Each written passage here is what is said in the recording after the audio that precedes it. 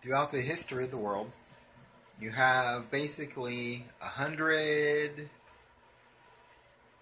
I don't know, you would have about every 100 years, you would have a sighting of a UFO. Every 150 years, every 80 years, until 1920.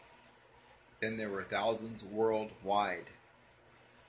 By 1950, you had hundreds of thousands worldwide, and by the 80s, there were millions of sightings worldwide.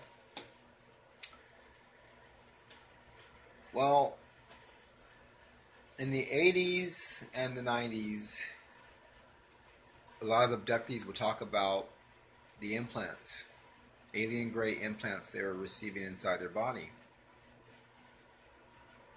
And then in the late 90s and early 2000s, people started talking about getting the same kind of implants from their local dentist and their local doctor office.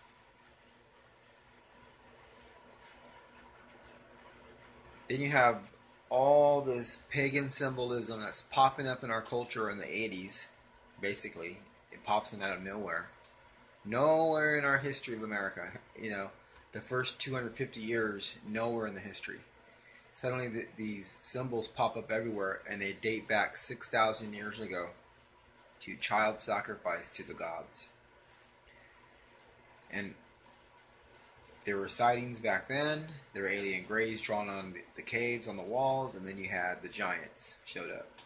And they took over the human race and world domination through child sacrifice, saying the weather would be great and the crops would grow.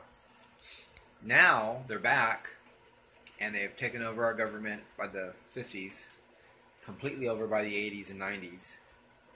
And you see a giant Broadway play as they're moving everyone toward this one world government, and they're going to usher in the devil's son, half fallen angel, half Satan, and half human.